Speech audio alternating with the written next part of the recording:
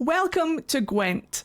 Now, if you struggle with knowing how to play the game, I'm here to give you a beginner's step-by-step guide to what you need to know to play some Gwent. Now, I'm going to bring the music in because obviously the Gwent music slaps. So here we go. Now, the first thing that you need to understand is your deck. If you look at your cards, all of your character cards have numbers on them, and Gwent is essentially a numbers game. You want to make sure that you have more than your opponent. So the higher the number you've got, the better. I've stacked my deck with some of my hero cards that cannot be destroyed. I'll get into that later, don't worry. And ones that just have like higher numbers, but you don't want to just stack your higher numbers because some of these cards here have special abilities that we like, even though their numbers are low. But again, we'll get to that in just a second. The other thing that you have to remember when making your deck is your deck leader. Now you get multiple deck leaders and they all have different abilities. You can click on X here to look through the ones that you have, and you can check their abilities down here. So down here it says pick an impenetrable fog card. This one is clear any weather effects. We'll get to that in just a second. If you don't know what the weather effects are, I'll show you them. This one doubles the strength of your siege units. That's all your units in the back row. Again, we'll get to that in just a second. And this one is destroy your enemy's strongest siege units. But just pick whichever one works best for you. I kind of like either this one or this one. But for right now, we're just going to keep it nice and simple and use this one. So we'll select him and we'll get into the game. So when you start a game of Gwent, the first thing that happens is the coin toss, and my opponent gets to go first. But before anybody takes their first move, you get your hand dealt to you and you have the option to redraw 2 cards. So if you look through your hand, you can kind of like get a gauge for how the game is going to go. And if you're not feeling 100%, you can choose 2 cards to redraw. Now, there is a chance that you'll get worse cards, but there is a chance that you'll get better cards. So please think carefully before you redraw. Some of the cards that you have special abilities. So these hand joining symbols mean that if you play both of these cards at the same time, they'll double their score from 4 to 8, which is really good, but I'm kind of confident with my higher scores over here, so I might re-roll these 2 just to show you. So if we re-roll this one, we get the same guy again. Do you know what? I think I'm going to leave him because we've got 2, so I'm just going to take it as a sign. So let's play some Gwent.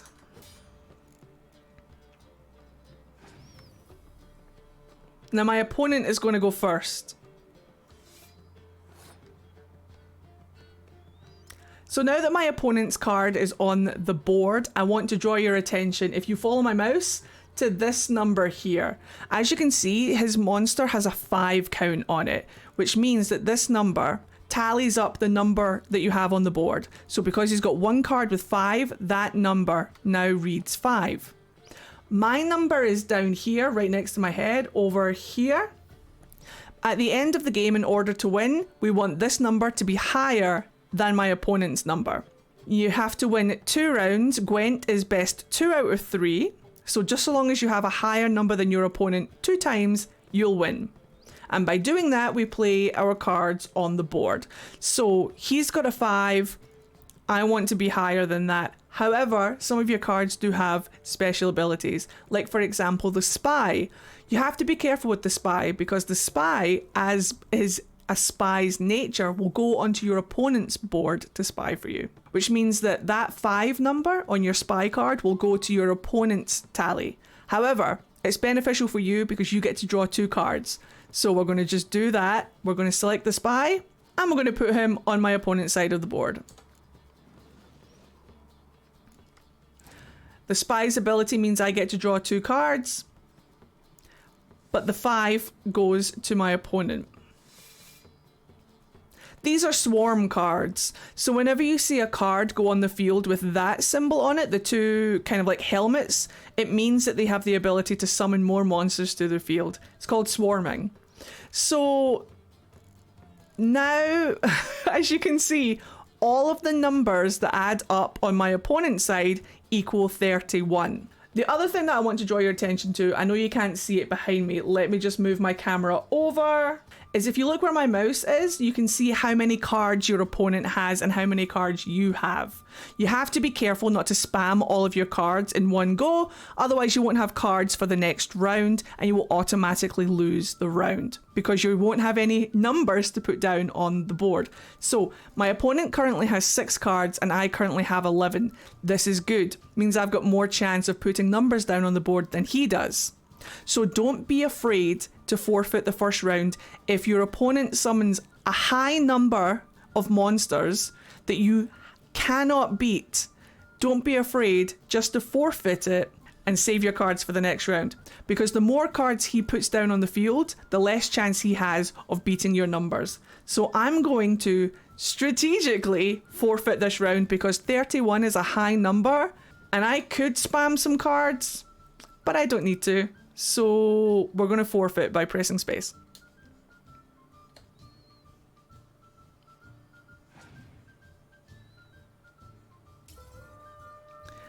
As you can see, that ruby signifies that I lost a round. And like I said, Gwent is best 2 out of 3. So we have 2 more rounds to go.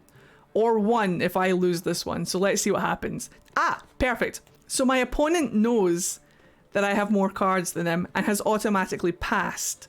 So all I have to do to win this round is to beat a 5. So we can just take one of our siege ones. 6 is obviously higher than 5. We play it on the board. So now, as you can see, my 6 is higher than his 5. All I have to do now is pass the round and I automatically win. Perfect. Now it's free for all. I'm going to move my camera back over.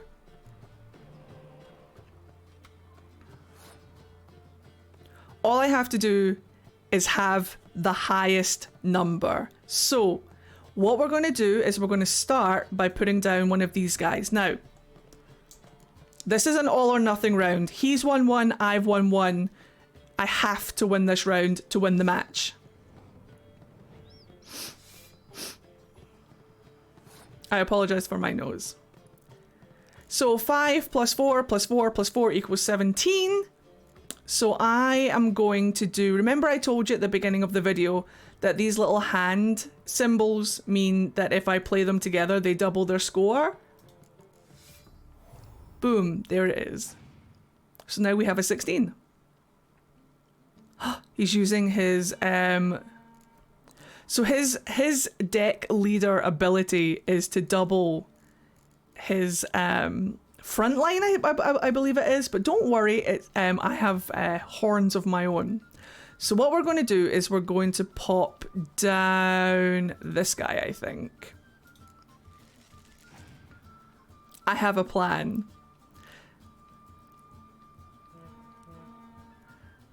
He's going to do the exact same thing that I'm doing, but hopefully he has nothing for the back row.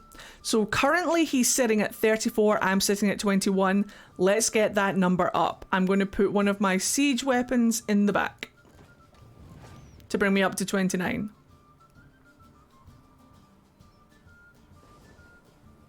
So any weather card will set your numbers to 1, but don't worry, my deck leader cancels this out. We will use that later. So as you can see, the torrential rain has brought my siege weapon down to a 1, but don't panic.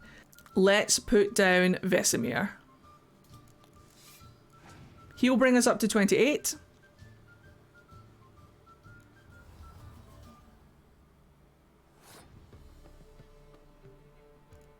Any card that has this gold bit round the number means that they are a hero card and are not affected by other cards' abilities. So bear that in mind. But don't worry, we have some too. So I'm going to put down one of my hero cards.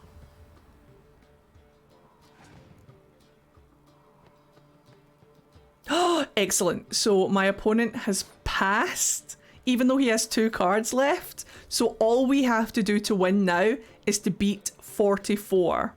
Easily done because we've got Geralt. But let me show you a couple of other things that happens. So if I put down Geralt, automatically that boosts us up. Can you see there? We're now at 53. We've won. But Yen has a special ability that I want to show. Now, if your card has this heart on it, that means that it has a cleric ability. You can bring someone back from your discard pile, which we're absolutely going to do. So we're going to put Yen on the field. Sorry, Yen on the field. And I can get my ballista back that was destroyed last turn.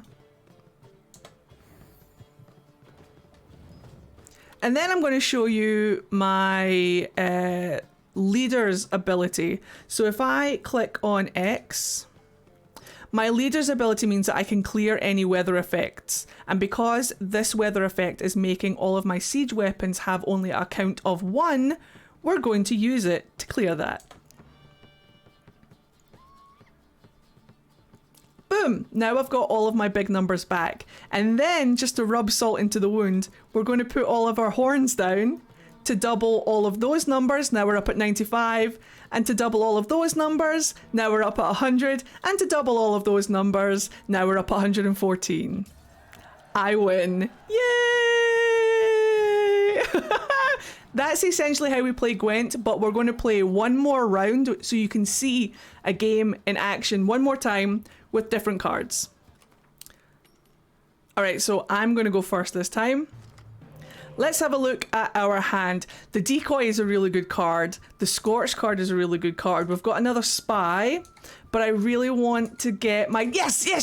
Excellent! The Dragon's here. I wanted to show you this dragon. He has a brilliant ability. So, this dragon's ability is it destroys your enemy's strongest close combat units if the combined strength of all of his or her close combat units are 10 or more. I'll show you that in the game. This is really good. It instantly destroys one monster on the field if their units have a combined total of 10. But I'll show you that in game. And then the Decoy is really good because if you put a medic down on the field, you can return it. I'll show you it in game. Scorch is really good as well. Do we have a medic, actually? I don't think we do. Right, what we're going to do is we're going to swap out this guy in the hopes of getting someone who is a medic. Excellent! We got Yen. Heroes are immune to a lot of card effects, but I think I can with Yen. Actually, I don't know. We'll find out. But let me do it with this guy and see if I can get another medic. I didn't, but I got a horn, which is good. So I go first.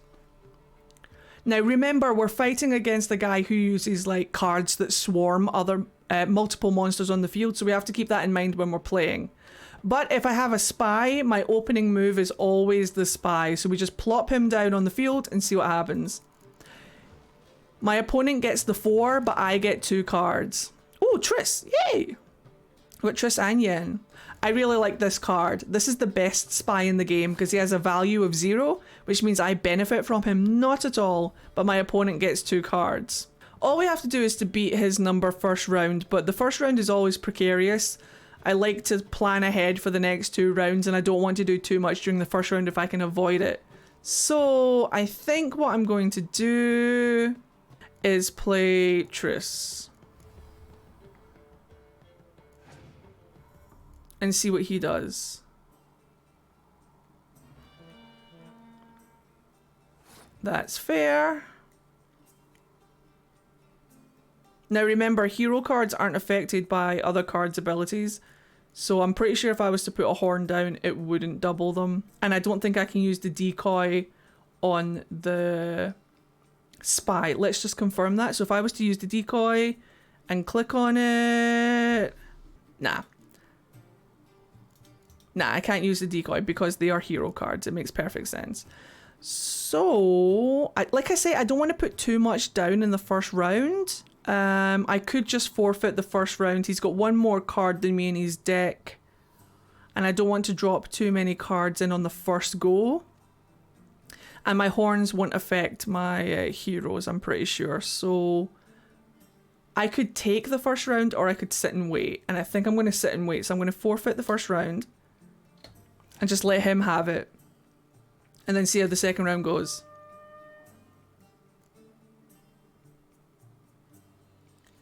Let's see what happens.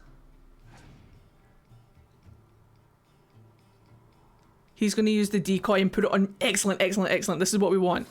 So he's going to use the decoy to return my spy to his hand. And then he's going to play it on my side of the field. And I'm going to do the exact same thing and decoy it back to my hand and get an extra card. Perfect. So what we're going to do is we're going to be a little bit aggressive with the first round. And I'm going to drop one of my siege boys. Hopefully he'll drop the spy on my side. Here he comes! So then he'll get 2 cards. But then I can do the exact same thing. So I'm going to take the decoy card. And I'm going to choose this boy and put it back into my hand. And just return it back to him. But it means he gets the point. So I have to be careful with that. Here we go with the swarms. So he's now up at 18. We've got 9 cards each though, but I'm going to give him the spy. But I have to win this round, so I need to be careful. So let's see what we get. I get 2 cards. Yes, dandelion. And more siege weapons. Perfect. So, my opponent has passed. All I need to do is beat 22 and I win this round. I could scorch him. Hold on. Let me see what scorch does. Discard... kills the strongest cards on the battlefield. I think that counts for me as well. Yeah, so it would be this one and this one that gets destroyed. So that's counterproductive right now. So what we're going to do... What do I have to do? Beat 22. I could use my dragon because... destroy your enemy's strongest close combat units if the combined strength of all his or her close combat units is 10 or more. So 4 plus 4 is 8. So it's, hold on, 1, 2, 3, 4. 4 4s are 16, which is higher than 10, which means if I play my dragon, all of them will get destroyed. Amazing. And now my 13 is higher than his 6. He's already passed. So all I have to do to win the round is pass and I win. Fabulous play. And that's how you use the dragon. One of my favorite cards. So now it's my turn. And I'm going to start by putting this guy down. Now it's 1 each. All I have to do to win this is to win this round. Remember, my deck leader has the ability to remove weather cards, so I'm not too worried about this right now. Let's move me back over here. Since it's the last round, we can go all or nothing. I'm just going to put Dandelion down in the front row. I don't have any more front row monsters, so he's just there for effect. What is he going to summon? That 5 is annoying. I wish that 5 wasn't there, because we could have taken out all of those 4s, but that 5 stops us. Not a problem for now. Let's put down our siege weapons.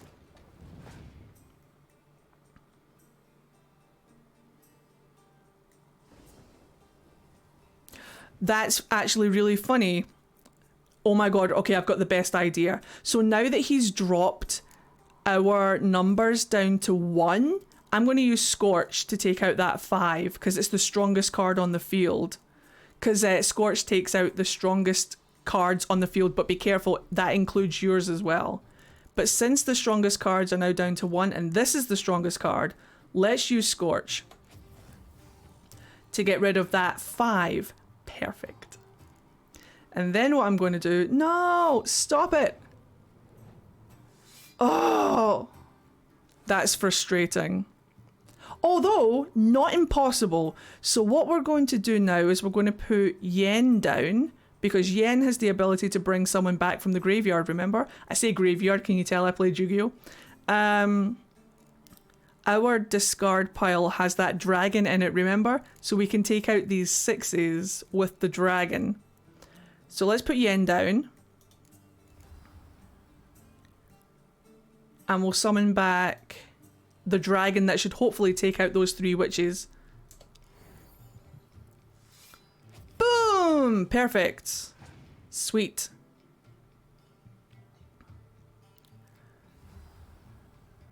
Dang! Is that his name? I thought his name was Dang. Tell me you're dyslexic without telling me you're dyslexic. Alright, let's pop down our hero. She goes here. Not affected by the weather cards because they're hero cards. They're not affected by other card effects. But don't worry, I'm about to use my leader's effect anyway. He's only got 1 card left. I've got 4. This is in the bag. Put down some more siege weapons.